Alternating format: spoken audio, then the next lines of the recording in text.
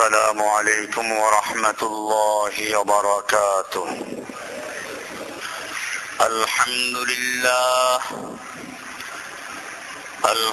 لله نحمده ونستعينه ونستغفره ونؤمن به ونتوكل عليه ونعوذ بالله من شرور أنفسنا ومن سيئات أعمالنا. من يهده الله فلا مضل له ومن يضلله فلا هادي له. وأشهد أن لا إله إلا الله وحده لا شريك له.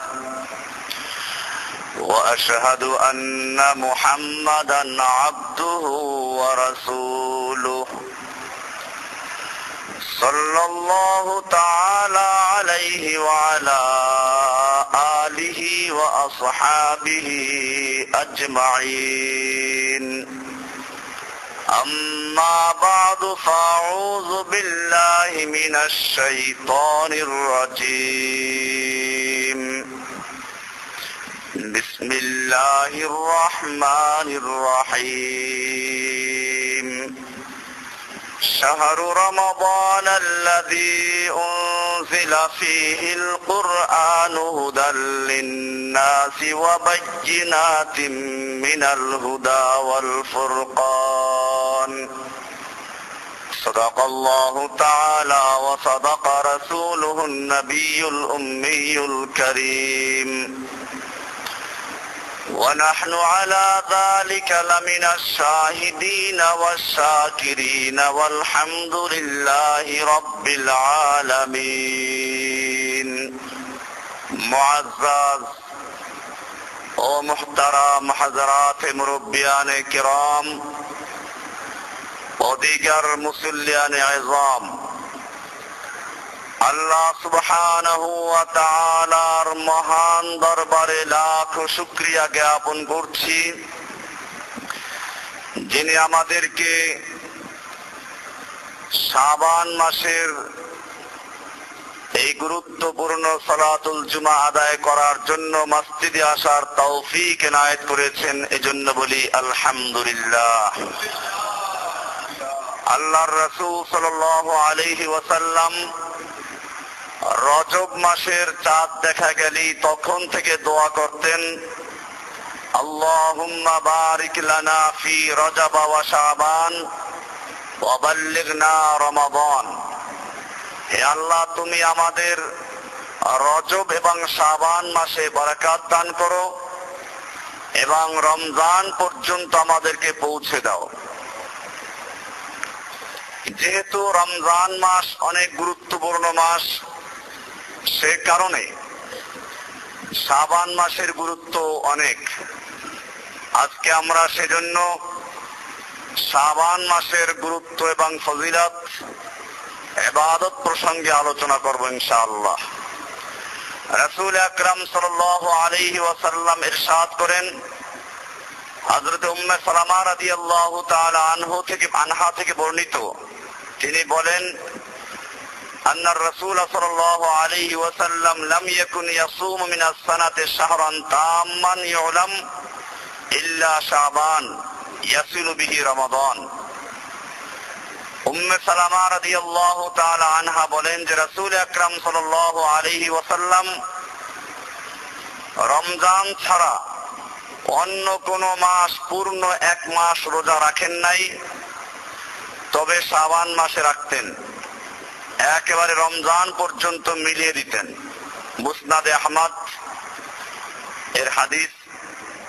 এরকম ভাবে মুসনাদে আহমদের আরেক হাদিস উম্মে সালামা রাদিয়াল্লাহু তাআলা আনহা থেকে বর্ণিত, তিনি বলেন, মা রাআইতু রাসূলুল্লাহি সাল্লাল্লাহু আলাইহি ওয়াসাল্লাম সামা শাহরাইন মুতাতাবিআইন ইল্লা আন্নাহু কানা ইয়াসিলু শাবান বিরমাদান। আমি আল্লাহর রাসূল সাল্লাল্লাহু আলাইহি ওয়াসাল্লামকে একাধারে 2 মাস পর্যন্ত রোজা রাখতে কখনো দেখি নাই, তবে রমজান এবং শাবান মাস এই 2 মাস আল্লাহ রাসূল সাল্লাল্লাহু আলাইহি ওয়াসাল্লাম লাগাতার রোজা রাখতেন। এটাও মুসনাদে আহমদের হাদিস। এমনি ভাবে হযরত আয়েশা রাদিয়াল্লাহু তাআলা আনহা থেকে বর্ণিত, তিনি বলেন, লাম ইয়াকুন রাসূলুল্লাহ সাল্লাল্লাহু আলাইহি ওয়াসাল্লাম ইয়াসুমু মিনাস সানাতি আকসারা মিন সিয়ামিহি মিন শাবান। আল্লাহর রাসূল সাল্লাল্লাহু আলাইহি ওয়াসাল্লাম রমজান ছাড়া অন্য কোন মাসে এত বেশি রোজা রাখতেন না যতটা রাখতেন তিনি শাবান মাসে। ফাইন্নাহু কানা ইয়াসুমু শাবানা কুল্লাহু। আল্লাহর রাসূল সাল্লাল্লাহু আলাইহি ওয়াসাল্লাম শাবান মাস পুরাটাই রোজা রাখতেন। ওয়া কানা ইয়াকুলু, এবং তিনি সাহাবীদেরকে বলতেন, সাধারণ মুসলিমদেরকে বলতেন, খুযু মিনাল আমালি মা তুতিকুন, তোমরা অতটুকু পরিমাণ আমল করো যা তোমাদের পক্ষে সাধ্য, তোমাদের পক্ষে যেটা ক্ষমতা আছে ওই পরিমাণ ইবাদত করো। আমাকে দেখে আমি লাগাতার 2 মাস রোজা রাখি, এটা দেখে তোমরাও আবার এরকম করতে শুরু করো না। তোমরা তোমাদের যে পরিমাণ ক্ষমতা আছে সেই পরিমাণ করো। ফাইন্নাল্লাহা লা ইয়ামাল্লু হাত্তা তামাল্লু, জেনে রাখো আল্লাহ তাআলা বিরক্ত হবেন না যতক্ষণ পর্যন্ত তোমরা বিরক্ত না হবে। তোমরা যদি আমল করতে করতে নিজেরা থেমে যাও, বিরক্ত হয়ে যাও, তো আল্লাহ তাআলা তখন তোমাদের সব বন্ধ করে দিবেন। আল্লাহর কোনো কমি নাই, তবে তোমরা তোমাদের সাধ্য মতো করবে। ওয়াইন্নাহু কানা আহাব্বুল আমালি ইলা রাসূলিল্লাহি সাল্লাল্লাহু আলাইহি ওয়াসাল্লাম মা দাওয়ামা আলাইহি ওয়া ইন কাল্লা। আর রাসূল আকরাম সাল্লাল্লাহু আলাইহি ওয়াসাল্লামের কাছে সবচেয়ে প্রিয় আমল ছিল সেই আমল যেটা স্থায়ী হয়, যদিও তা কম হোক। ওয়া ইন কাল্লা, যদিও কম হয়। কানা সাল্লা সালাতান দাওয়ামা আলাইহা। আল্লাহর রাসূল সাল্লাল্লাহু আলাইহি ওয়াসাল্লাম যখন কোন সালাত আদায় করতেন, নফল আদায় করতেন, তিনি সেটা স্থায়ী করতেন। এই হাদিস থেকে বোঝা গেল আল্লাহর রাসূল সাল্লাল্লাহু আলাইহি ওয়াসাল্লাম যদিও লাগাতার 2 মাস রোজা রাখতেন, উম্মতকে সাবধান করে দিলেন যে তোমরা আবার এটা অনুসরণ করতে গিয়ে শাবান মাসে রোজা রাখতে গিয়ে রমজানের রোজা যেন ফৌত না হয়ে যায় সেদিকে খেয়াল রাখতে হবে। এমনি ভাবে হযরত আয়েশা রাদিয়াল্লাহু তাআলা আনহা থেকে আরো অনেকগুলো হাদিস এই একই বিষয়ে। একটা হাদিস এরকম, লাম ইয়াকুন ইয়াসুমু মিন শাহরিন মিনাস সানাতি আকসারা মিন সিয়ামিহি মিন শাবান। রাসূলুল্লাহ সাল্লাল্লাহু আলাইহি ওয়াসাল্লাম শাবান মাসে যত বেশি রোজা রাখতেন, নফল রোজা, এটা অন্য কোন সময় এত রাখতেন না। ফাইন্নাহু কানা ইয়াসুমু শাবানা কুল্লাহু, তিনি শাবান মাস পুরোটাই রোজা রাখতেন। এরপরে বলেন যে রাসূল আকরাম সাল্লাল্লাহু আলাইহি ওয়াসাল্লাম যখন নফল রোজা রাখা শুরু করতেন, হাত্তা নাকুলু লা ইফতিরু, আমরা এরকম বলা বলি করতাম যে আর বোধহয় কোনো সময় রোজা ছাড়বেন না, সবসময় নফল রোজা রাখতেই থাকবেন। ওয়াইফতিরু, আবার তিনি যখন রোজা ছাড়তে শুরু করতেন, রাখতেন না, ভাঙ্গা শুরু করতেন নফল রোজা, হাত্তা নাকুলু লা ইয়াসুমু, আমরা মনে করতাম যে এখন বোধহয় আর কখনোই তিনি নফল রোজা রাখবেন না। ওয়ামাস্তাকমালা সিয়ামা শাহরিন কত্তু ইল্লা রমাদান, আল্লাহর রাসূল সাল্লাল্লাহু আলাইহি ওয়াসাল্লাম রমজান মাস ছাড়া একেবারে পূর্ণ মাস কখনো রোজা রাখেন নাই। ওয়ামা রাআইতুহু ফি শাহরিন কত্তু আকসারা সিয়ামান মিনহু ফি শাবান, আর অন্য মাসগুলোতে শাবান মাসে যত বেশি রোজা রাখতেন অন্য মাসে এত বেশি রোজা রাখতে দেখা যায় নাই। এই হাদিস থেকেও বোঝা যায় শাবান মাসে বেশি রোজা রাখতেন। আগের যে হাদিসটা বলা হলো যে পুরা মাস রোজা রেখেছেন, এজন্য মুহাদ্দিসিনে কেরামদের বক্তব্য হচ্ছে ওই হাদিসের অর্থ এই যে শাবান মাসে এত বেশি রোজা রাখতেন যেন মনে করা হতো পুরা মাসটাই রোজা রেখেছেন। তাহলে আর 2 হাদিসে কোনো সংঘর্ষ থাকে না। তাহলে আগের হাদিসে বলা হলো যে 2 মাস লাগাতার রোজা রেখেছেন, শাবান মাস পুরাটাই রোজা রেখেছেন। এখন আবার আয়েশার থেকে হাদিস আসলো রমজান মাস ছাড়া পূর্ণ মাস কখনো রোজা রাখেন নাই, তবে শাবান মাসে বেশি রোজা রেখেছেন। এটাই সত্য যে বেশি রোজা রেখেছেন, এটাকেই বলতে গিয়ে আরবিতে একটা উসুল আছে ওয়ালিল আকসারি হুকমুল কুল, বেশিরভাগ যে কাজটা করে ওটাকে পূর্ণটার হুকুম দিয়ে দেওয়া হয়। এই জন্য বেশিরভাগ যে শাবান মাসে রোজা রাখতেন সে জন্য বলা হয়েছে শাবান মাস পুরোটাই রোজা রেখেছেন। এরকম অনেকগুলো হাদিস, সহিহ বুখারীতে একটা হাদিস আসছে, عن أبي سلمة رضي الله تعالى عنها أن عائشة رضي الله تعالى عنها قالت لم يكن النبي صلى الله عليه وسلم يصوم شهرا أكثر من شعبان। আল্লাহ রাসূল সাল্লাল্লাহু আলাইহি ওয়াসাল্লাম শাবান মাসে যত বেশি রোজা রাখতেন নফল রোজা, এটা অন্য মাসে এত রাখতেন না। ফাইন্নাহু কানা ইয়াসুমু শাবানা কুল্লাহু, তিনি শাবান মাস পুরাটাই রোজা রাখতেন। এটা বুখারীর হাদিস, এখানেও পুরাটা বলা হয়েছে। আমরা এখানেও একই ব্যাখ্যা দিব যে পুরাটা বলতে বেশিরভাগ সময় রোজা রেখেছেন, সেই হিসাবে পুরা মাসটাই বলা হয়েছে। ওয়া কানা ইয়াকুলু, এবং আল্লাহর রাসূল সাল্লাল্লাহু আলাইহি ওয়াসাল্লাম বলতেন, খুযু মিনাল আমালি মা তুতিকুনা, তোমরা ওই আমলটা ধরো, ওই আমল করতে থাকো যা তোমাদের পক্ষে সম্ভব। ফাইন্নাল্লাহা লা ইয়ামাল্লু হাত্তা তামাল্লু, নিশ্চয় আল্লাহ তাআলা ততক্ষণ পর্যন্ত তোমাদেরকে সওয়াব দিতে বিরক্ত হবেন না যতক্ষণে তোমরা বিরক্ত না হও। তার মানে হচ্ছে আল্লাহ তাআলা অনেক সওয়াব দিতে পারেন, কিন্তু তোমরা কয়েকদিন ইবাদত করে এরপরে আবার থেমে গেলা, এটা যেন না হয়। এটা অনেককে দেখা যায়, একটা হাদিস শুনলো বা হঠাৎ করে তার ভিতরে একটা আবেগ আসলো, খুব বেশি ইবাদত করা শুরু করে দেয়, রোজা রাখা শুরু করে দেয়, নফল নামাজ পড়া শুরু করে দেয়। এরপরে কয়েকদিন রাখার পরে ক্লান্ত হয়ে পড়ে, আস্তে আস্তে শয়তানও ধোঁকা দেয়, শেষ পর্যন্ত সবগুলো বাদ দিয়ে একেবারে গোমরা হয়ে যায়। এজন্য বলা হয়েছে আল জাহিল ইম্মা মুফরিতুন আও মুফাররিতুন, মূর্খ লোকেরা হয়তো বাড়াবাড়ি করে নইলে ছাড়াছাড়ি করে। এজন্য আল্লাহ রাসূল সাল্লাল্লাহু আলাইহি ওয়াসাল্লাম বলছেন, ওয়াহাব্বুস সালাতি ইলান নবী সাল্লাল্লাহু আলাইহি ওয়াসাল্লাম মা দুউমা আলাইহি ওয়া ইন কাল্লাত। আয়েশা রাদিয়াল্লাহু তাআলা আনহা বলেন যে আল্লাহর রাসূল সাল্লাল্লাহু আলাইহি ওয়াসাল্লামের কাছে ওই সালাত সবচেয়ে বেশি প্রিয় ছিল যেটা স্থায়ীভাবে মানুষ আমল করে, যদিও তা কম হয়। নফল নামাজ একদিনে পড়লে 100 রাকাত, এরপরে খবরও নেই, এটা আল্লাহর নবীর কাছে প্রিয় ছিল না। ওয়া কানা ইযা সাল্লা সাল্লা সালাতান দাওয়ামা আলাইহি, আল্লাহর নবী সাল্লাল্লাহু আলাইহি ওয়াসাল্লাম যখন কোন আমল করতেন সেটাকে স্থায়ীভাবে করতেন। এটা বুখারী দ্বিতীয় খণ্ডের সাফা নাম্বার 695। এমনি ভাবে মুসলিম শরীফের হাদিস, ইমাম মুসলিম রাহমাতুল্লাহ আলাইহি হযরত আয়েশা থেকে বয়ান করেছেন রাদিয়াল্লাহু তাআলা আনহা যে আল্লাহর রাসূল সাল্লাল্লাহু আলাইহি ওয়াসাল্লাম শাবান মাসে সবচেয়ে বেশি রোজা রাখতেন। আর বাকি অংশ আগের মতোই, যে তোমরা যতক্ষণ পর্যন্ত বিরক্ত না হবে ততক্ষণ পর্যন্ত আল্লাহ তোমাদেরকে সওয়াব দিতে বিরক্ত হবেন না। মুসলিম শরীফের আরো হাদিস এ সম্পর্কে অনেক, যে আল্লাহর রাসূল সাল্লাল্লাহু আলাইহি ওয়াসাল্লাম শাবান মাসে যত বেশি রোজা রেখেছেন অন্য কোন মাসে এত রোজা রাখতে দেখা হয় না, যায় নাই। মুসলিম তৃতীয় খণ্ডের সাফা নাম্বার 160, এরকম ভাবে সাফা নাম্বার 161 এতে হাদিসগুলো আছে। এরকম ভাবে আরো অনেকগুলো তিরমিজির হাদিসও আছে। আল্লাহ রাসূল সাল্লাল্লাহু আলাইহি ওয়াসাল্লামকে জিজ্ঞেস করা হয়েছে, আইয়ু সাওমি আফদালু বা'দা রমাদান, রমজান মাসের পরে সবচেয়ে বেশি ফজিলতপূর্ণ রোজা কোনটি? ফাকালা শাবান, আল্লাহ রাসূল সাল্লাল্লাহু আলাইহি ওয়াসাল্লাম বলেছেন শাবান মাসের নফল রোজা সবচেয়ে বেশি মর্যাদা সম্পন্ন। যে তাযীম রমাদান, রমজান মাসের তাযীমের জন্যই এটা।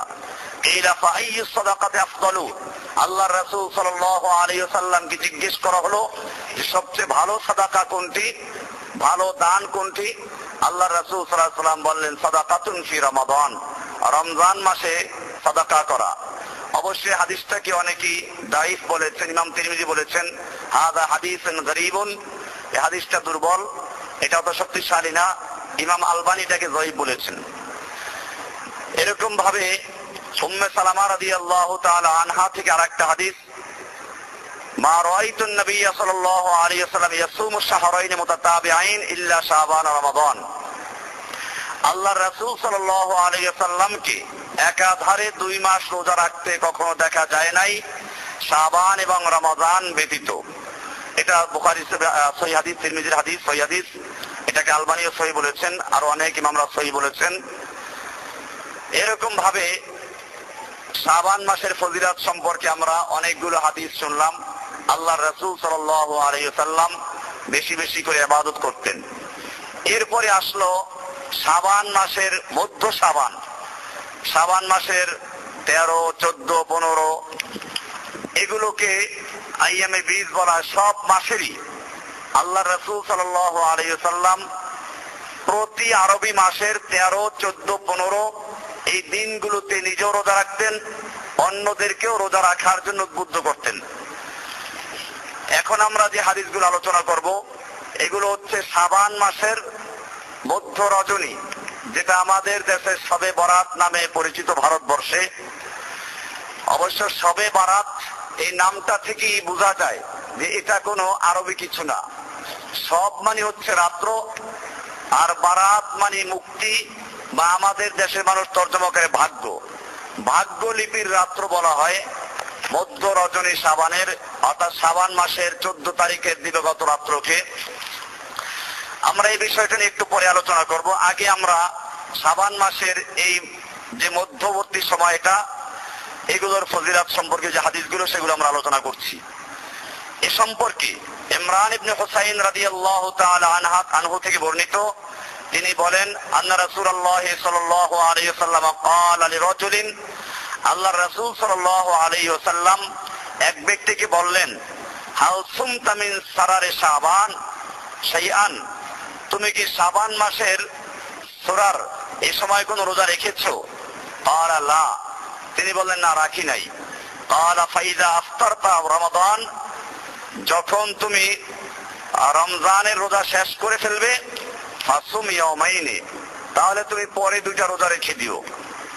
এই হাদিস থেকে বোঝা যায় এটা মুসনাদ আহমদের হাদিস, সহিহ হাদিস। এরকম ভাবে আরো একটা হাদিস আছে, আর আব্দুল্লাহ ইবনে আমর আন্না রাসূলুল্লাহ সাল্লাল্লাহু আলাইহি ওয়াসাল্লাম قال يطلع الله عز وجل الى خلقه ليله النصف من شعبان, আল্লাহ তাআলা শাবান মাসের মধ্য রজনীতে আল্লাহ তাআলা তার মাখলুকাতের দিকে উকি মারেন, তাকান। ফায়াগফিরু লিইবাদিহি, আল্লাহ তাআলা তার সকল বান্দাকে ক্ষমা করে দেন। ইল্লা লিইসনাইনি, তবে 2 প্রকার লোকদেরকে আল্লাহ তাআলা ক্ষমা করেন না।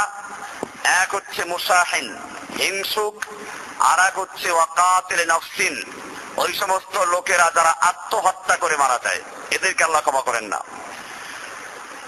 এটা সহিহ হাদিস। এরকম ভাবে সহিহ বুখারী 2য় খণ্ডের সাফা নাম্বার 700 ইমরান ইবনে হুসাইন রাদিয়াল্লাহু তাআলা আনহু থেকে বর্ণিত, তিনি রাসূল আকরাম সাল্লাল্লাহু আলাইহি ওয়াসাল্লাম থেকে বর্ণনা করছেন যে আন্নাহু সাআলাহু আও সাআল রাজুলান ওয়া ইমরান ইয়াসমাউ, আল্লাহর রাসূল সাল্লাল্লাহু আলাইহি ওয়াসাল্লামকে এক ব্যক্তি জিজ্ঞেস করলো, আর ইমরান ইবনে হুসাইন রাদিয়াল্লাহু তাআলা আনহু তিনি শুনতেছিলেন। ফাকালা ইয়া আবা ফুলান আমা সুমতা সারা হাযা শাহর, হে অমুক, তুমি কি এই মাসের মধ্যম সময় রোজা রেখেছো কি? সারার শব্দের অর্থ হচ্ছে আলোক উজ্জ্বল সময়। অবশ্য কেউ বলেছেন শুরু অংশ, কেউ শেষ অংশ। বেশিরভাগ মুহাদ্দিসিনদের বক্তব্য হচ্ছে সূরার শব্দের অর্থ হচ্ছে মধ্যবর্তী সময়। কিলা হিয়া ওয়াসাতুশ শাহর ওয়া সারারু কুল্লি শাইইন ওয়াসাতুহু, সারার বলা হয় প্রত্যেক মাসের মাঝখানের জিনিসটাকে। ওয়াল মুরাদু আল আইয়ামুল বীজ, এর দ্বারা উদ্দেশ্য হচ্ছে আইয়ামে বীজ, প্রতি আরবি মাসের আস-সালিসু আশার ওয়ার রাবিউ আশার ওয়াল খামিসু আশার, 13, 14, 15 এই দিনগুলোকে সূরার বলা হয়। আল্লাহর রাসূল সাল্লাল্লাহু আলাইহি ওয়াসাল্লাম জিজ্ঞেস করলেন, তুমি কি রোজা রেখেছো? বলে না, তা তো রাখি নাই। বলে তাহলে পরে এক সময় রেখে দিও, রোজা শেষ করলে তারপর রেখে দিও। অবশ্য নফল রোজার কোনো কাজা নাই। সাহাবীকে আল্লাহ রাসূল ওই সাহাবীকে বলেছেন, অন্য সাহাবীকে বলেন নাই। এরকম যাকে বেশি ভালোবাসতেন তাকে হয়তো কোনো বিশেষ আমলের কথা বলতেন। এবারে মধ্য রজনীর অর্থাৎ শাবান মাসের মধ্য রজনী অর্থাৎ লাইলাতুল বারাত বলতে যেটা প্রচলিত, এ সম্পর্কে আরো কিছু হাদিস, যে হাদিসগুলো বর্ণিত আছে হাদিসের কিতাবে, কিন্তু মুহাদ্দিসিনে কেরামে হাদিসগুলোকে সহিহ বলেন নাই।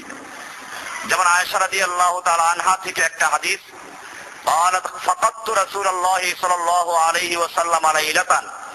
আয়েশা রাদিয়াল্লাহু তাআলা আনহা বলেন যে আমি আল্লাহর রাসূল সাল্লাল্লাহু আলাইহি ওয়াসাল্লামকে এক রাতে হারিয়ে ফেললাম। তার মানে আল্লাহর রাসূল সাল্লাল্লাহু আলাইহি ওয়াসাল্লাম বিবিদের কাছে ভাগ করে করে থাকতেন, এক এক স্ত্রীর কাছে এক এক রাত্র থাকতেন, কারো উপরে জুলুম করতেন না। আয়েশা রাদিয়াল্লাহু তাআলা আনহা বলেন যে আমার ভাগের রাত্রে আমি আল্লাহর রাসূল সাল্লাল্লাহু আলাইহি ওয়াসাল্লামকে বিছানায় পেলাম না। ফাখরাজতু, আমি বের হলাম আল্লাহর রাসূলকে তালাশ করার জন্য। মনে মনে সন্দেহ মেয়েলোকে যেটা হয় যে আল্লাহর রাসূল সাল্লাল্লাহু আলাইহি ওয়াসাল্লাম হয়তো অন্য কোন স্ত্রী ঘরে গেলেন কিনা আমাকে রেখে। ফাখরাজতু, আমি বের হলাম তালাশ করার জন্য। ফাইদা হুয়া বিল বাকিঈ, তো আমি তালাশ করে দেখলাম যে বাকি জান্নাতুল বাকি যেটা মদিনার কবরস্থান, সেদিক থেকে আল্লাহর রাসূল সাল্লাল্লাহু আলাইহি ওয়াসাল্লাম আসছেন। আল্লাহর রাসূল সাল্লাল্লাহু আলাইহি ওয়াসাল্লাম আমাকে জিজ্ঞেস করলেন, ফাকালা আকুনতি তাখাফিনা আইয়ুহিফাল্লাহু আলাইকা ওয়া রাসূলুহু, তুমি কি মনে করেছো যে আল্লাহ এবং আল্লাহর রাসূল তোমার উপরে জুলুম করবেন, যে তোমার ভাগের রাতে অন্য স্ত্রী ঘরে যাবেন? বলতো ইয়া রাসূলুল্লাহ, আমি বললাম যে ইয়া রাসূলুল্লাহ ইন্নী যানানতু আন্নাকা আতাইতা বা'দা নিসাইক, আমি তো ওটাই মনে করেছি যে আপনি হয়তো অন্য কোন স্ত্রী ঘরে গেছেন। فقال إن الله عز وجل ينزل ليلة النصف من شعبان إلى السماء الدنيا। আল্লাহর রাসূল সাল্লাল্লাহু আলাইহি ওয়াসাল্লাম বললেন যে আল্লাহ তাআলা শাবান মাসের এই মধ্য রজনীতে প্রথম আকাশে অবতীর্ণ হন।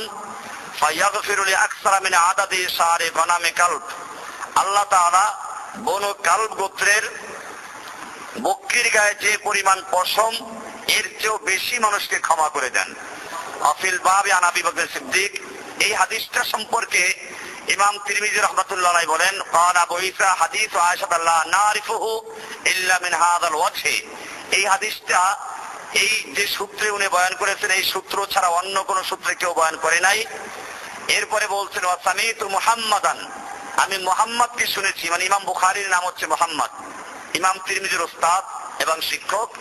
তিনি বলেন আমি ইমাম বুখারীকে বলতে শুনেছি ইদাইফু হাযাল হাদিস, এই হাদিসটাকে তিনি দাঈফ বলে আখ্যায়িত করেছেন, দুর্বল, বিশুদ্ধ নয়।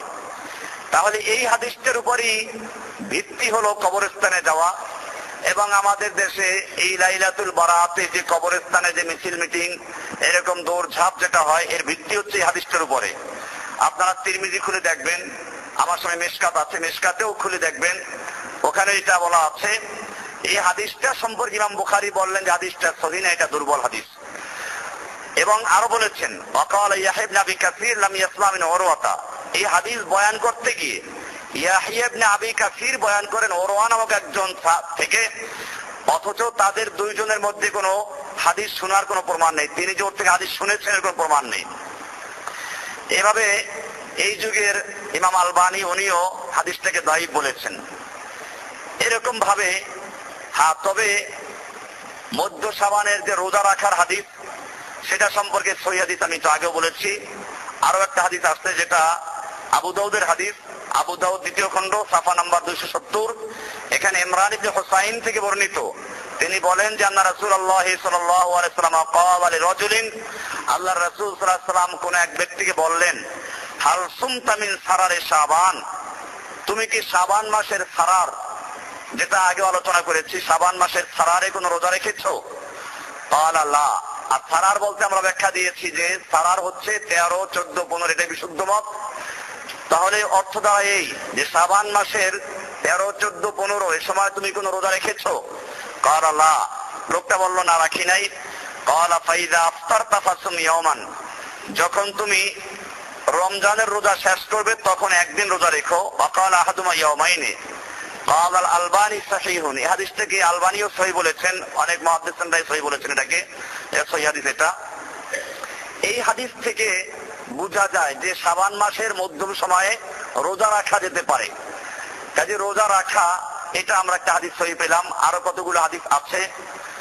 সুতরাং যেরকম ভাবে প্রতি মাসের 13, 14, 15 রোজা রাখা যায় নফল রোজা, ঠিক এরকম শাবান মাসেও রমজান মাসের আগের মাস হওয়ার কারণে এবং বিশেষ করে কিছু হাদিস থাকার কারণে শাবান মাসের এই মধ্যবর্তী সময় রোজা রাখা যায়, এটাই সহিহ, এটা প্রমাণিত হলো। এরকম ভাবে কিছু আরো হাদিস আছে যেগুলো দুর্বল হাদিস বা কেউ কেউ মওযু হাদিস, জাল হাদিস বলেছেন, সেগুলো বাড়াবাড়ি। যেমন ইবনে মাজার একটা হাদিস আছে, এই হাদিসটা আমাদের দেশে লিখিত খুতবা যারা পড়েন ওই খুতবাতেও আছে। আর এখান থেকেই মূলত ব্যাপকভাবে ভারতবর্ষে এই বেদাত গুলো ছড়াবার কারণ। হাদিসটা ইবনে মাজা ছাপা নাম্বার 1, জিলদে আউয়াল প্রথম খণ্ড, ছাপা নাম্বার 444। আলী ইবনে আবি তালিব রাদিয়াল্লাহু তাআলা আনহুর নামে বলা হয়েছে যে তিনি বলেছেন, قال رسول الله صلى الله عليه وسلم إذا كانت ليلة النصف من شعبان, যখন শাবান মাসের অর্ধ রজনী আসে, অর্থাৎ শাবান মাসের মধ্যম রজনী আসে, ফাকুমু লাইলাহা, তোমরা রাতের বেলায় জাগরণ করো, অসুমু নাহারাহা, এবং দিনের বেলায় তোমরা রোজা রাখো। ফাইনাল্লাহা ইয়ানজিলু ফিহা লিগুরুবিশ শামসি ইলা সামাইদ দুনিয়া, নিশ্চয় আল্লাহ তাআলা ওই রাতে সূর্য ডুবার সঙ্গে সঙ্গে প্রথম আকাশ অবতীর্ণ হন। ফায়াকুলু, এরপরে আল্লাহ তাআলা ডাকতে থাকেন, বলেন, আলা মিন মুস্তাগফিরিন লি ফাগফির লাহু, আছো কোন ব্যক্তি আমার কাছে ক্ষমা প্রার্থী, আমি তাকে ক্ষমা করব। আলা মিন মুস্তারজিকিন ফারজুকাহু, আছো কোন রিজিক প্রার্থী আমার কাছে রিজিক চাবে, আমি তাকে রিজিক দান করব। আলা মুবতালান ফাউআফিয়াহু, আছো কোন ব্যক্তি রুগ্ন, অসুস্থ, বিপদগ্রস্ত, আমার কাছে মুক্তি চাবে, আমি তাকে মুক্তি দান করব। আলা কাযা আলা কাযা হাত্তা ইয়াতলু আল ফজর, এরকম এক একটা প্রসঙ্গ নিয়ে আল্লাহ তাআলা ডাকতে থাকেন ফজর হওয়া পর্যন্ত। এই হাদিসটা ব্যাপকভাবে প্রচারিত হাদিস, যেহেতু লিখিত খুতবার বইতে আছে, খুতবাতুল হাকামেও আছে, অন্যান্য কিতাবেও আছে। এবারে হাদিসটা সম্পর্কে হাদিস বিশারদ যারা তাদের বক্তব্য আলোচনা করছি। মাজমাউজ জাওয়ায়েদে বলা হয়েছে ইসনাদুহু দাঈফুন, এই হাদিসটার সনদ যে সূত্রে বর্ণিত তা দুর্বল। লিদৌফ ইবনে ইয়াসরা ওয়া ইসমু আবু বকর ইবনে আব্দুল্লাহ ইবনে মুহাম্মদ ইবনে আবি ইয়াসরা, এই লোকটা দুর্বল, হাদিস বানাইয়ে বানাইয়ে বয়ান করত। ক্বালা ফীহি আহমদ ইবনে হাম্বল ওয়া ইবনে মাঈন, হাদিসের ইমাম আহমদ ইবনে হাম্বল রাহমাতুল্লাহ আলাইহি এবং ইয়াহইয়া ইবনে মাঈন অনেক বড় হাদিস বিশারদ, তিনি বলেছেন যে এই লোকটা ইয়াবাউল হাদিস, হাদিসের ফ্যাক্টরি ছিল, তৈরি করতো হাদিস।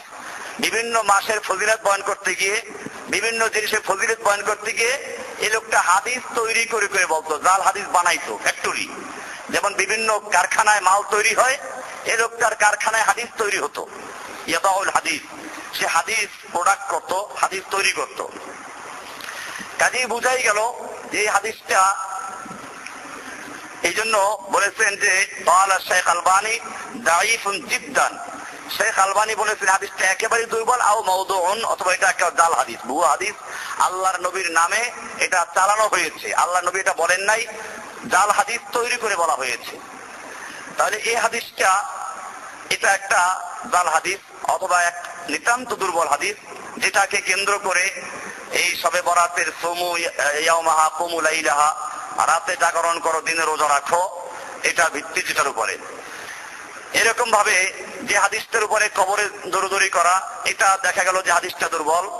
এবং আল্লাহর রাসূল সাল্লাল্লাহু আলাইহি ওয়াসাল্লাম যে কবরে যদি গিয়েও থাকেন, দুর্বল হাদিসকেও যদি আমরা মেনে নেই তর্কের খাতিরে, তাহলেও দেখা যায় আল্লাহর রাসূল সাল্লাল্লাহু আলাইহি ওয়াসাল্লাম কোন সাহাবীকে এটা বলেন নাই, না আবু বকরকে বললেন, না ওমরকে বললেন, এমনকি আয়েশাকেও বললেন না। আল্লাহ নবী একা গেলেন, তারপরে যখন আয়েশা গোয়েন্দাগিরি করতে গিয়ে জিজ্ঞেস করলেন, তখন এই কথা প্রকাশ করলেন। এই হাদিস অনুযায়ী যদি মেনে নেওয়া হয় সহিহ।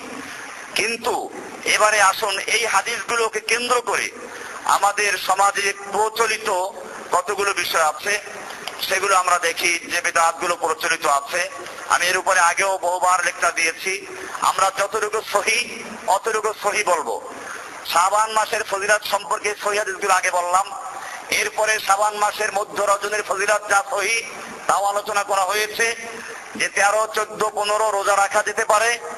বিশেষ করে যারা প্রতি আরবি মাসের 13, 14, 15 রোজা রাখে, তারা এই মাসেও রাখবে, বরং এই মাসের তার গুরুত্বপূর্ণ আরো কিছু হাদিস অতিরিক্ত পাওয়া গেল। সেজন্য এটাকে কঠোরভাবে বাধা দেওয়ার কোনো সুযোগ নেই। এরকম ভাবে শাবান মাসে বেশি বেশি ইবাদত করা, সেই হিসাবে আপনি ইবাদত করতে পারেন, এ পর্যন্ত সহিহ। এরপরে যেটা হলো সেটা হলো কিছু মানুষের তৈরি করা যে শাবান মাসের ফজিলত বয়ান করতে গিয়ে আমরা দেখলাম হাদিসগুলো যা আছে, একটা হাদিস পাওয়া গেল সহিহ, বাকি সবগুলো হাসান অথবা দুর্বল হাদিস, এর বেশি কিছু না। এখন হলো এই যে এইটাকে বয়ান করতে গিয়ে একদিকে বাড়াবাড়ি আছে আর একদিকে ছাড়াছাড়ি আছে, যেটা সব জায়গাতেই আছে। যারা ছাড়াছাড়ি তারা বলে শাবান মাসের কোনো ফজিলত কোনো হাদিসই নাই, সব জাল হাদিস, ভুয়া হাদিস। এটা যারা ছাড়াছাড়ি করে তারা ওই দলকে বাতিল করতে গিয়ে, আর বাড়াবাড়ি যারা করে তারা আবার আরেক দিকে চলে গেছেন। তারা বলেন যে এই শবে বরাতের ফজিলত সম্পর্কে কোরআনেও আছে। এবারে শুনুন তাদের কোরআনের বক্তব্যটা কি। আল্লাহ সুবহানাহু ওয়া তাআলার বাণী সূরা দুখানের 4 নম্বর আয়াত দিয়ে দেখবেন, এখন রেডিওতে অনেক বক্তা আসবেন, যে বক্তাদের ডিগ্রি কি অধ্যাপক অথবা প্রফেসর, এরকম কিছু লোকেরা এই শাবান মাস আসলে এর ফজিলত বয়ান করার জন্য এদেরকে ডাকা হয়। কারণ ভালো কোনো মুহাদ্দিস যারা হাদিস পড়ায় বা ভালো কোনো মুফতি, এদেরকে দেখবেন এসব প্রোগ্রামে ডাকা হয় না। কারণ তারা যেটা সহিহ সেটাই বলবেন। ওনারা এসে দেখান কোরআনে আছে, তো যখন কোরআনে আছে মানুষ শুনে তখন তো এটার উপরে খুবই আস্থাশীল হয়। এবারে ওনাদের সেই কোরআনে আছে বলে যেটা বয়ান করেন সেটা আমি আলোচনা করছি, এরপরে সঠিক ব্যাখ্যা কি এটা আমি আলোচনা করবো ইনশাআল্লাহ। ওনাদের দলিল হচ্ছে সূরা দুখানের 4 নম্বর আয়াত। আল্লাহ তাআলা এখানে শুরু থেকে বলছেন, প্রথম থেকে, হামিম ওয়াল কিতাবিল মুবিন। হামিম ওয়াল কিতাবিল মুবিন, সুস্পষ্ট বর্ণনাকারী কিতাবের কসম। ইন্না আনজালনাহু ফি লাইলাতিন মুবারাকাতিন, নিশ্চয়ই আমি এই কোরআনকে নাযিল করেছি এক বরকতময় রাতে। লাইলাতুন মুবারাকা, এই নামটা খেয়াল রাখবেন। কি রাত্র? লাইলাতুন মুবারাকা, মুবারাকা রাত, বরকতময় রাত। ইন্না কুন্না মুনজিরিন, আমি অবশ্যই মানুষদেরকে সতর্ককারী, সাবধানকারী। এটা মাঝখানে একটা আয়াত। এরপরে আল্লাহ বলছেন, ফিহা ইউফরাকু কুল্লু আমরিন হাকিম, সে রাতে ফিহা, ওই রাতে, ইউফরাকু, বন্টন করা হয়, তাফরিক করা হয়, স্থিরীকৃতকরণ হয়, কুল্লু আমরিন হাকিম, সব প্রজ্ঞাময়ী বস্তু এ রাতে বন্টন করা হয়। এটা সূরা দুখানের 4 নম্বর আয়াত। এই আয়াতটি দিয়েই তারা প্রমাণ করেন যে এই মুবারক রাত বলতে শবে বরাতকে বোঝানো হয়েছে, শাবান মাসের মধ্য রজনীকে, এবং এই রাতে সব বন্টন করা হয়। এই লোকগুলো এটা চিন্তা করে নাই যে এখানে এই আয়াতের শুরুতে কি বলা আছে। শুরুতে বলা আছে, ইন্না আনজালনাহু ফি লাইলাতিন মুবারাকা, নিশ্চয়ই আমি কোরআনকে নাযিল করেছি। ইন্না আনজালনাহু মানে কি? কোরআন নাযিল করেছি ফি লাইলাতিন মুবারাকা, মুবারাকা রাতে, বরকতময় রাতে। তাহলে বোঝা গেল এখানে মুবারক রাত্রি বলতে কোন রাত্রকে বোঝানো হয়েছে? কোরআন নাযিলের রাত্রকে। ফিহা ইউফরাকু কুল্লু আমরিন হাকিম, সেই মুবারক রাতে মানে কোরআন নাযিলের রাতে সবকিছু বন্টন করা হয়। তাহলে মুবারক রাত বলতে কোন রাত্র? কোরআন নাযিলের রাত্র। এবারে আমরা কোরআনকে জিজ্ঞেস করব, কোরআন তুমি কোন রাত্রে নাযিল হয়েছো? আমাদের বক্তারা তো বলে তুমি শবে বরাতে নাযিল হয়েছো, এই রাতে মুবারক রাত্র। আসলে কি এই শবে বরাত? কোরআন আপনাকে বলবে না না এটা মিথ্যা কথা, আমার নামে একটা সূরা আছে ওটা বড়। ইন্না আনজালনাহু ফি লাইলাতিল কদর, আমি কোরআনকে নাযিল করেছি লাইলাতুল কদরে। কোথায়? এইখানে মিলান এবারে, ইন্না আনজালনাহু ফি লাইলাতিন মুবারাকা, নিশ্চয়ই আমি কোরআনকে নাযিল করেছি একটা মুবারক রাতে, বরকতময় রাতে। কোরআন তোমার সেই বরকতময় রাত্রটা কোথায়, কোন রাত্র? আমরা বিভ্রান্তির মধ্যে আছি, তুমি আমাদেরকে সমাধান দাও। আমরা বড় বিপদে আছি, মুবারক রাত্র কোনটা? আমাদের প্যান্ট শার্ট পরা, টাই শুট পরা হুজুরেরা রেডিও টেলিভিশনে বক্তব্য রাখে, ওনারা মুবারক রাত্র বলতে শবে বরাতকে বুঝায়। কোরআন তোমার কাছে আমরা সমাধান চাই। কোরআন বলে নিশ্চয়ই আমি সমাধান দিব। আমি কোরআনের কোন জায়গায় যদি তোমাদের পেশ লাগে আর এক জায়গায় সমাধান আছে। ইন্নাল কোরআন ইউফাসসিরু বাযুহু বাযা, নিশ্চয়ই কোরআন এক আয়াত আর এক আয়াতকে তাফসীর করে দেয়, ব্যাখ্যা করে দেয়। ইন্না আনজালনাহু ফি লাইলাতিন মুবারাকা, নিশ্চয় আমি কোরআনকে নাযিল করেছি মুবারক রাতে, সেই মুবারক রাত্রি হচ্ছে ইন্না আনজালনাহু ফি লাইলাতুল কদর, লাইলাতুল কদরে নাযিল করেছি। এবারে বলে লাইলাতুল কদরটা আবার কোথায়, এটা নিয়েও তো পেশাবা, তাহলে লাগাইবে এটাই লাইলাতুল কদর, মানে এই সুযোগ নাই। কারণ হচ্ছে এজন্য আবার কোরআনুল কারীমের আর এক আয়াতে সূরায়ে বাকারার 185 নম্বর আয়াত আল্লাহ তাআলা স্পষ্ট করে দিয়েছেন, যে আয়াত আমি শুরুতে পড়েছি, শাহরু রমাদান আল্লাযী উনজিলা ফীহিল কুরআন, রমজান মাস হচ্ছে সেই মাস যেই মাসে কোরআনকে নাযিল করা হয়েছে। এবারে পরিষ্কার হয়ে গেল কোরআন নাযিল হয়েছে কোন মাসে, রমজান মাসে। শবে কদর কোন মাসে, রমজান মাসে। সেই রমজান মাসের শবে কদরে কোরআন নাযিল হয়েছে। এবারে মিলান ওই শবে কদরকে এখানে বলা হয়েছে ইন্না আনজালনাহু ফি লাইলাতিন মুবারাকা, মুবারক রাতে নাযিল করেছি, ফিহা ইউফরাকু কুল্লু আমরিন হাকিম, সেই রাতে সব কিছু স্থিরীকৃত করা হয়, বন্টন করা হয়। তাহলে বন্টনের রাত্র কোনটা এখন বুঝছেন? এখন এটা আপনি তাফসীর খুলেন, আমি এই প্রতি জুমার লেকচার গুলো লিখে ফটো করে তারপরে নিয়ে আসি, সব রেফারেন্স দেওয়া আছে, এখানে লেখা আছে তাফসীর সব কিতাবের, এক এক করে আমি বলতে গেলে 100 তাফসীর আছে এখানে প্রায়, মূল জায়গাটা নিয়ে আসা হয়েছে। এখন সব তো আর বলতে পারবো না, প্রসিদ্ধ কয়েকটা তাফসীরের নাম বলে দিই। তাফসীর ইবনে কাসির বাংলাতেও আছে, তাফসীর ইবনে কাসির মাকতাবায়ে শামেলার থেকে যেটা আছে 7 নম্বর খণ্ডের ছাপা নাম্বার 245, আপনারা এই সূরার ইন্না আনজালনাহু ফি লাইলাতিন মুবারাকার তাফসীর দেখবেন, ওখানে গিয়ে এখানে আছে। ইমাম ইবনে কাসির বলেন ইয়াকুলু তাআলা মুখবিরান আনিল কুরআনিল আযীম, যে আল্লাহ তাআলা এখানে কোরআনে আযীম সম্পর্কে খবর দিচ্ছেন, ইন্নাহু আনজালাহু ফি লাইলাতিন মুবারাকা, নিশ্চয়ই এটাকে মুবারক রাতে নাযিল করা হয়েছে। সেই মুবারক রাতটা কি? তাফসীর ইবনে কাসির বলছেন ওয়াহিয়া লাইলাতুল কদর, ওয়াহিয়া লাইলাতুল কদর, ওয়াহিয়া মানে আর সেটা হচ্ছে, লাইলাতুল কদর মানে কি? কদরের রাত্র। তাফসীর ইবনে কাসির এই আয়াতে সূরা দুখানের 4 নম্বর আয়াতে তাফসীর খুলে দেখবেন, যে পৃষ্ঠায় পান সেখানে দেখবেন ইবনে কাসির বলছেন ইয়া লাইলাতুল কদর কামা ক্বালা তাআলা, তিনি আবার ওই একই আয়াতে তাফসীর করেছেন যে আল্লাহ তাআলা নিজেও বলেছেন ইন্না আনজালনাহু ফি লাইলাতিল কদর, আমি কোরআন নাযিল করেছি লাইলাতুল কদরে, ওয়া কানা যালিকা ফি শাহরি রমাদান, আর এটা ছিল রমজান মাসে।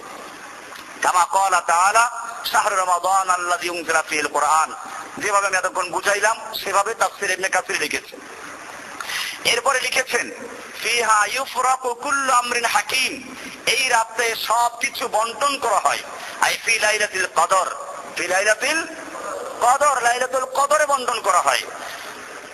বলা হচ্ছে ইফাসসিলু মিনাল লাওহিল মাহফুজ ইলাল কাতাবাতি আমরা সানা, এই লাইলাতুল কদরে কি লেখা হয়? এটা আবার আরেকটা প্রশ্ন আসে। এটা এই জন্য যে হাদিসে বলা আছে, আল্লাহু আকবার, আমার সামনে মিশকাটা খুলেই দেখাই, বাবুল কদর একটা অধ্যায় আছে মিশকাতে, আপনারা ঘরে গিয়ে দেখবেন, বাংলা আছে হাদিসের, ঘরে গিয়ে দেখবেন এখানে লেখা আছে বাবুল কদরের প্রথম হাদিসটা।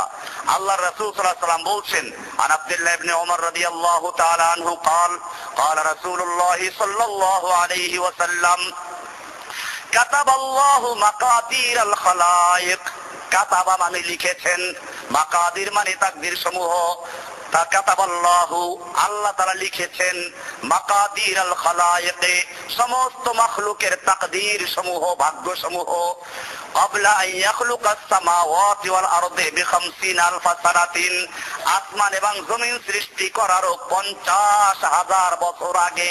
কত বছর আগে? আসমান এবং জমিন সৃষ্টি করার 50,000 বছর আগে সমস্ত মাখলুকাতের তাকদীরকে আল্লাহ লিখে দিয়েছেন। ওয়া কানা আরশুহু আলাল মাই, তখন আল্লাহর আরশ ছিল পানির উপরে। রাওয়াহু মুসলিম, মিশকাত শরীফ বড় মিশকাতের 19 নম্বর পৃষ্ঠা থেকে পড়লাম। এরপরে প্রত্যেকটা মানুষের তাকদীর আলাদা আলাদা ভাবে তাও কবে লিখছেন সেটা নেন, এটা হলে একেবারে ইজমালি, সমস্ত মাখলুকের তাকদীর লেখা হয়ে গেছে। এবারে আসুন আলাদা আলাদা কবে লেখা হলো, এটা আরেকটা হাদিস আব্দুল্লাহ ইবনে মাসউদ রাদিয়াল্লাহু তাআলা আনহু থেকে হাদিসটা বর্ণিত। তিনি বলেন قال حدثنا رسول الله صلى الله عليه وسلم هو الصادق المصدوق, আমাদেরকে আল্লাহর রাসূল সাল্লাল্লাহু আলাইহি ওয়াসাল্লাম বলেছেন, আর তিনি সত্যবাদী এবং সত্যায়িত। তিনি বলছেন ইন্না খালকা আহাদিকুম ইউজমাউ ফি বাতনি উম্মিহি 40 ইয়াওমান নুতফাতান, জেনে রাখো নিশ্চয় তোমাদের এক একজনের সৃষ্টি তার মায়ের পেটে নুতফা আকারে, বীর্য আকারে থাকে 40 দিন পর্যন্ত। সুম্মা ইয়াকুনু আলাকাতান, এরপরে 40 দিনে আবার ওরকম ভাবে একটা রক্তের অংশ, রক্তখণ্ডে তৈরি হয়। মিসলা যালিকা, 40 দিন পর্যন্ত এরকম থাকে। সুম্মা ইয়াকুনু মুদগাতান মিসলা যালিকা, এরপরে 40 দিনে একটা গোশতের টুকরায় রূপান্তরিত হয়। সুম্মা ইয়াবআসুল্লাহু ইলাইহি মালাকান, এরপরে আল্লাহ তাআলা তার কাছে একজন ফেরেশতা পাঠান, যেই ফেরেশতার কাজ কি? বিআরবা'i কালিমাতিন, 4টা কালিমা, 4টা কথা লেখে। সেই 4টা কথা কি কি? ফায়াকতুবু আমালাহু, ওই ব্যক্তির আমল লেখে। সে সারা জীবনে কি আমল করবে, কোন পেশা কাজ করবে, মেথর হবে না চৌকিদার হবে না পুলিশ হবে না ঠোলা হবে না লাঠিয়াল বাহিনী হবে।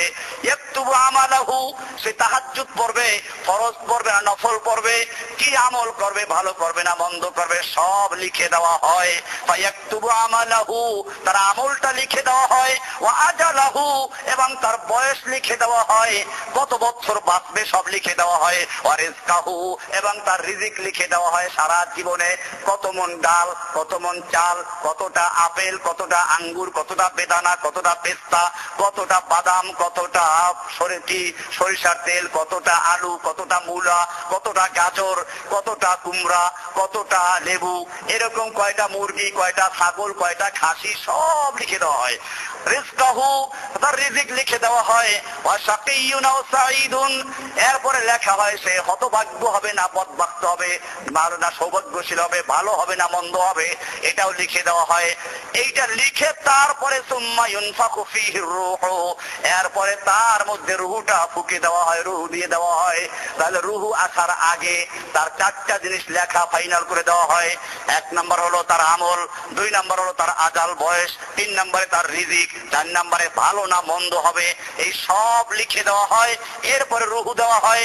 এরপরে আল্লাহর রাসূল সাল্লাল্লাহু আলাইহি ওয়াসাল্লাম কসম করে বলছেন, ফাওয়াল্লাযী লা ইলাহা গায়রুহু, ওই আল্লাহর কসম, যেই আল্লাহ ছাড়া আর কোন ইলাহ নেই, সেই আল্লাহর কসম করে বলছি, ইন্না আহাদাকুম লা ইয়ামালু বিআমালি আহলিল জান্নাহ, নিশ্চয় তোমাদের এক একজন জান্নাতবাসীরা আমল করতে থাকে, ভালো আমল করে, জান্নাতে যাওয়ার আমল করতে থাকে, করতে করতে হাত্তা মা ইয়াকুনু বাইনাহু ওয়া বাইনাহা ইল্লা যিরাউন, এমনকি তার মাঝে আর জান্নাতে যাওয়ার মাঝে 1 হাত বাকি থাকে, 1 হাত। এরপরে ফায়াসবুকু আলাইহিল কিতাব, এরপরে তার কিতাবে যেটা লেখা আছে ওইটা সামনে এসে পড়ে। ফায়ামালু বিআমালি আহলিন নার, এরপরে সে জাহান্নামীদের কোন আমল করে, এমন কাজ করে যেটা জাহান্নামে যাওয়ার কাজ, সে কাজটা করে, এবং ফায়াদখুলুহা, এবং সে জাহান্নামে যায়। ওয়া ইন্না আহাদাকুম লা ইয়ামালু বিআমালি আহলিন নার, আর পক্ষান্তরে তোমাদের এক একজন এমন আমল করে যে আমল করলে জাহান্নামে যায়, জাহান্নামে যাওয়ার আমল করতে থাকে, করতে থাকে, পাপ করতে করতে একেবারে হাত্তা মা ইয়াকুনু বাইনাহু ওয়া বাইনাহা ইল্লা যিরাউন, তার মাঝে এবং জাহান্নামে যাওয়ার মাঝে মাত্র 1 হাত বাকি। ফায়াসবুকু আলাইহিল কিতাবু, এই সময় হঠাৎ তার সামনে কিতাব চলে আসে, সেই লেখা ফয়সালা চলে আসে। ফায়ামালু বিআমালি আহলিল জান্নাহ, অতঃপর সে জান্নাতবাসীদের যাওয়ার কোন আমল করে, জান্নাতে যাওয়ার আমল করে। সারা জীবন কি করেছে? জাহান্নামে যাওয়ার আমল করেছে। এবারে মৃত্যুর আগে একটা নেক আমল করলো, ভালো কাজ করলো, ফায়াদখুলুহা, এবং সে এই জান্নাতে যাওয়ার আমল করে জান্নাতে প্রবেশ করে। মুত্তাফাকুন আলাইহি, এটা বুখারী মুসলিমের হাদিস, মিশকাতের 20 নম্বর পৃষ্ঠার প্রথম হাদিসটা। এই হাদিস থেকে একটা না ক্লিয়ার হলাম আমরা যে মৃত্যুর আগ পর্যন্ত কাউকে এই সনদ দেওয়া যাবে না যে ওলিয়ে কামেল, পীরে মুকাম্মেল উনি পার করে নিয়ে যাবেন। কারণ মৃত্যুর আগ পর্যন্ত যেই কোনো সময় আশঙ্কা আছে কি হওয়ার, গোমরা হওয়ার আশঙ্কা আছে। এজন্য একদিকে আশাও রাখতে হবে আর যে ভয় রাখতে হবে। এই হাদিস দ্বারা বিভ্রান্ত হওয়ার কোনো কারণ নাই যে তাহলে আমল করে লাভ কি। আল্লাহ তাআলা লিখে রেখেছেন সেজন্য আমরা গুনাহ করি তা না, বরং আমরা যেটা করব আল্লাহ তাআলা এটা আগেই জানেন। যেমন একজন ডাক্তার একটা ক্যান্সার রোগীকে বলে একে বাড়ি নিয়ে যাও, যা চায় তা খাওয়াও, 2 মাস পরে মারা যাবে। ঠিকই 2 মাস পরে মারা গেল। এখন কি ডাক্তার বলার কারণে মারা গেছে না মারা যাবে সেইটা ডাক্তার লক্ষণ দেখে বুঝতে পেরেছিল সেজন্য বলেছিল? কোনটা? ঠিক এরকম একজন ডাক্তার যেরকম একটু লক্ষণ দেখে বুঝতে পারে লোকটা 2 মাস পরে মারা যাবে। আল্লাহ সুবহানাহু ওয়া তাআলা তার কাছে অতীত বর্তমান ভবিষ্যৎ সবগুলো বর্তমান, তিনি ভবিষ্যৎকেও দেখেন। সেজন্য কোন মানুষ কি করবে কি না করবে এই সবগুলো আল্লাহর পূর্বে থেকে জানা, সেই হিসেবে লিখে রেখেছেন। আল্লাহ তাআলা জানেন এই লোকটা নেক আমল করতে করতে শেষ জীবনে গিয়ে একটা গুনাহ করে জাহান্নামে যাবে, সেই জন্য লিখে রেখেছেন। আর ওই লোকটা সারা জীবন গুনাহ করতে করতে জাহান্নামে যাওয়ার কাজ করবে, শেষ পর্যন্ত নেক আমল করে জান্নাতে যাবে, এটা আল্লাহ তাআলা জানেন, সেজন্য লিখে রেখেছেন। কাজে কারো বিভ্রান্তি কোনো সুযোগ নেই আবার যে সব তো আল্লাহ লিখে রেখেছেন, তার আমল করে লাভ কি? সাহাবীরা প্রশ্ন করেছেন, আল্লাহ রাসূল সাল্লাল্লাহু আলাইহি ওয়াসাল্লাম বলেছেন, আমালু, তোমরা আমল করতে থাকো, ফাকুল্লুন মুয়াসসারুন লিমা খুলিকা লাহু, জেনে রাখো আল্লাহ তাআলা যাকে যে কাজের জন্য সৃষ্টি করেছেন তাকে ওই কাজ করা, যাকে জান্নাতের জন্য সৃষ্টি করেছেন তাকে জান্নাতে যাওয়ার আমল করা সহজ করে দিবেন, আর যাকে জাহান্নামের জন্য তৈরি করেছেন তাকে জাহান্নামে যাওয়ার আমল সহজ করে দিবেন। যাই হোক, এটা তো আমি বলা উদ্দেশ্য এখানে পরিষ্কার হয়ে গেল। তাহলে সমস্ত মাখলুকাতের তাকদীর লিখেছেন কখন? আসমান এবং জমিন সৃষ্টি করার 50,000 বছর আগে। এটা গেল সমস্ত মাখলুকের ইজমালি তাকদীর। এরপর আসলো প্রত্যেকের ইজমালি তাকদীর, প্রত্যেকটা মানুষের তাকদীর লেখা হয় কোন সময়? মায়ের পেটে আসা। এটা বুখারী মুসলিমের হাদিস সহিহ থেকে বলা হলো। এরপরে হলো বছরের বাজেট। তাহলে শবে কদরে কি হয়? এই শবে কদর হচ্ছে যে এই বছর কি খাবে, প্রতি সে সারা জীবনে কি খাবে এটা বাজেট হয়ে গেছে। এখন প্রতি বছর কি পরিমাণ খাবে ওইটা আছে। ফিহা ইউফরাকু কুল্লু আমরিন হাকিম। ওই রাতে শবে কদরে, শবে বরাতে না, কোন রাতে? শবে কদরে সেটা বলেছে ফি লাইলাতুল কদর। তাফসীর ইবনে কাসীরের থেকে আমি বলছি, ফি লাইলাতুল কদর ইফাসসিলু মিনাল লাউহিল মাহফুজ ইলাল কাতাবাতে। আল্লাহ তাআলা লাউহে মাহফুজের থেকে ইলাল কাতাবা, যে ফেরেশতারা লেখার দায়িত্বে আছে ওদের কাছে অর্পণ করে দেয় আমরা সানাতে 1 বছরের বিষয়গুলো। ওমা ইয়াকুনু ফিহা মিনাল আজানি ওয়াল আরযাকে, ওই 1 বছরের মধ্যে কারা কারা মারা যাবে, কারা কারা কি রিজিক খাবে। ওমা ইয়াকুনু ফিহা ইলা আখিরিহা, এইগুলো সব লিখে দেয়। ওয়াহাকাযা রাওয়ান ইবনে ওমর ওয়া আবি মালিক ওয়া মুজাহিদ ওয়া দাহাক ওয়া গায়রুহু মিনাস সালাফ, এরকম অনেকের থেকে হাদিসে বর্ণিত আছে। এরকম ভাবে তাফসীরে তাবারিতে বলা আছে যে এই যে ফিহা ইউফরাকুল আমরিল হাকিম দ্বারা তাআলা হিয়া লাইলাতুল কদর, এটা লাইলাতুল কদরকে বোঝানো হয়েছে। এরকম ভাবে তাফসীরে তাবারির মধ্যে আরো সুন্দর করে বলেছেন, ক্বালা তিলকাল লাইলাতুল কদর আনজালাল্লাহু হাযাল কুরআনা মিন উম্মিল কিতাবি ফি লাইলাতুল কদর। আল্লাহ তাআলা এই রাতে উম্মুল কুরআন অর্থাৎ লৌহে মাহফুজ থেকে কোরআনকে নাযিল করেছেন। এইভাবে সব তাফসীরের মধ্যে আছে, সামনে আর চলা যাচ্ছে না, টাইম শেষ হয়ে গেছে। তবে এখানে আমি আরেকটা জিনিস বলে রাখি যে এই শবে কদরে তাহলে এগুলো লেখা হয় শবে বরাতে না, যতটুকু সহিহ এতটুকু আমরা আগে আলোচনা করেছি। এরপরে আসুন, এই রাত্রে যেটা করা হয় পটকাবাজি, আতশবাজি, আলোকসজ্জা, এটা সম্পর্কে মুআররিখিন যারা ঐতিহাসিক তাদের বক্তব্য হচ্ছে যে এটা মূলত একদল অগ্নি পূজক নামকে ওয়াস্তে ইসলাম যখন মুসলিমরা যখন বিভিন্ন দেশ বিজয় করলো, ওরা চাপের মুখে ইসলাম গ্রহণ করলো ঠিকই, কিন্তু এরা বিশেষ করে ইরাক থেকে বাইতুল মুকাদ্দাসের থেকে আল্লাহর নবীর মৃত্যুর 400 হিজরি পরে এই কিছু লোকেরা কি করলো, কিছু হাদিস তৈরি করলো মধ্য রজনী শাবানের এই ফজিলত সম্পর্কে। এরপরে তারা একটা সালাত তৈরি করলো, নামাজ, সেটার নাম দিল সালাতুর রাগায়েব। আবার একটা আছে সালাতে আলফিয়া, মানে 100 রাকাত নামাজ পড়তে হবে, প্রত্যেক রাকাতে 10 বার করে কুল আল্লাহ পড়তে হবে। তাহলে 10 বার করে যদি কুল আল্লাহ এক রাকাতে হয়, 100 রাকাতে কয়বার হবে? 1000। এইরকম সালাতে আলফিয়া তৈরি করলো, এটা একটা বেদাত তৈরি করলো। এটা প্রায় 352 বছর পর্যন্ত চালু ছিল। এরপরে 800 হিজরিতে এটা বন্ধ করে দেওয়া হয়। এখন আরব দেশগুলোতে বন্ধ আছে, যদিও আমাদের এই পাকিস্তান, ভারত, বাংলাদেশ, ইরান এই সমস্ত দেশে এখনো চালু আছে। এগুলো মানুষ তৈরি করেছে, অগ্নি পূজকরা তৈরি করেছে। মূলত হিন্দুদের দীপালি পূজা, ওটার অনুসরণে এই যে আলোকসজ্জা, তারপরে পটকাবাজি এগুলো করা হয়। আমরা দেখি এখনো কোন কোন মসজিদকে আলোকসজ্জা করা হয়, যেটা চালু হয়েছিল ওই সময় এই অগ্নি পূজকদের থেকে যা করা হয়েছিল। ওরা যেমন মন্দিরকে সাজাতো, এরাও সে কাজটা করতো। পটকাবাজি করা হয়, অপচয় করা হয়। এক তো পটকা শয়তানের কাজ, দ্বিতীয় অপচয় হয়, এটা কোনো মুসলমানদের কাজ হতে পারে না। আর 3 নম্বর যে কাজটা হলো তা হচ্ছে এই রাতে হালুয়া রুটি খাওয়ার ধুম। এ রাত্রে সাহাবা ইকরাম কোনো হালুয়া খান না, রুটি খান নাই, কোন ইতিহাসে পাওয়া যায় না। এখন যারা মানুষকে বিভ্রান্ত করে জাল হাদিস তৈরি করে যারা, তারা এখানেও একটা ঘটনা তৈরি করেছে। এরা প্রচার করে যে আল্লাহর নবী সাল্লাল্লাহু আলাইহি ওয়াসাল্লাম যখন দান শহীদ হয়েছিল উহুদের ময়দানে, ওই সময় আরবের যে খাদ্য গোশত এবং রুটি খেতে পারতেন না, সেজন্য হালুয়া রুটি খেয়েছিলেন। আমরা সেটাকে স্মরণ করে শবে বরাতে হালুয়া রুটি খাই। ভালো কথা। যায়্যানা লাহুম শাইতানু আমালাহুম, শয়তান কি সুন্দরভাবে সাজিয়ে গুছিয়ে ওর মুরিদদেরকে বুঝিয়ে দিয়েছে। আপনাদেরকে জিজ্ঞেস করতে চাই, যদি আল্লাহ রাসূল সাল্লাল্লাহু আলাইহি ওয়াসাল্লাম উহুদের যুদ্ধে দান শহীদ হওয়ার কারণে হালুয়া রুটি খেয়ে থাকেন, উহুদের যুদ্ধ কবে হয়েছিল? শাওয়াল মাসে। কবে? শাওয়াল মাসে নাকি শাবান মাসে? শাওয়াল মাসে উহুদের যুদ্ধ হলো, আরো 2 মাস পরে। সেই সময় যদি আল্লাহর নবী দান শহীদ হওয়ার কারণে রুটি খেয়ে থাকেন, তো ওই সময় খাও। 2 মাস আগে খাওয়া শুরু করলা কি জন্য?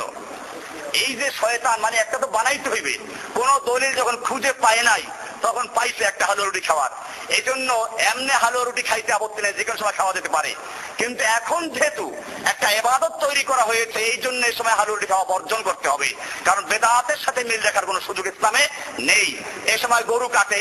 আমি সেদিন একটা প্রোগ্রামে ভৈরব যাচ্ছিলাম, তো বাসের হেল্পাররা যুক্তি করে, কি করবে, শবে বরাতে কি খাইবে? গরু কাটবে।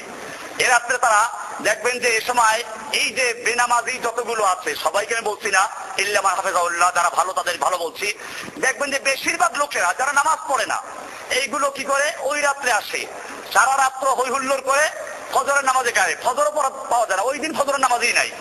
এই জন্য মনে রাখতে হবে, শবে বরাতে খাস কোন ইবাদত নাই। এরপরে যতটুকু আছে তা আমি আগে আলোচনা করেছি। আমি সবসময় এটা যেটা সহি ওটা স্বীকার করি, কোনো বাড়াবাড়ি ছাড়াছাড়ির মধ্যে নেই। এতে কেউ খুশি হোক বেজার হোক, এটা আমি পরোয়া করি না। আমরা কথা বলি আল্লাহকে খুশি করার জন্য। আল্লাহ যদি খুশি হন, দুনিয়ার সমস্ত মানুষ যদি নাখোশ হয়, কোনো আপত্তি নাই। আল্লাহ যদি নাখোশ হন, দুনিয়ার সমস্ত মানুষ খুশি হলে আমার কোনো লাভ নেই। সেজন্য যতটুকু সহি অতটুকু বলে দিলাম। আমি মানুষকে যেটা কোরআন হাদিসের সহি তা হাদিস থেকে ডাইরেক্ট বলে দিয়েছি। এরপরে যেগুলো আছে, এই গরু কাটা, এগুলো সাহাবায়ে কেরাম করেন নাই, আল্লাহ নবীও করেন নাই, আল্লাহ নবীর যুগে এটা জানেনও না। এরপরে মসজিদে বাতি সাজানো, আলোক সজ্জা করা, এরপরে পটকাবাজি করা, এরপরে কবরে গিয়ে ধুমধাম মাজার পূজা করা, এগুলো আল্লাহ নবী করেন নাই, সাহাবায়ে কেরাম করেন নাই। যে হাদিসটাকে সূত্র করে সেটা আমি দেখাইছি, যে হাদিসটা ইমাম বুখারী বলেছে হাদিসটা জাল হাদিস বা দুর্বল হাদিস, নিতান্ত দুর্বল হাদিস, এটা মিশকাতেও লেখা আছে।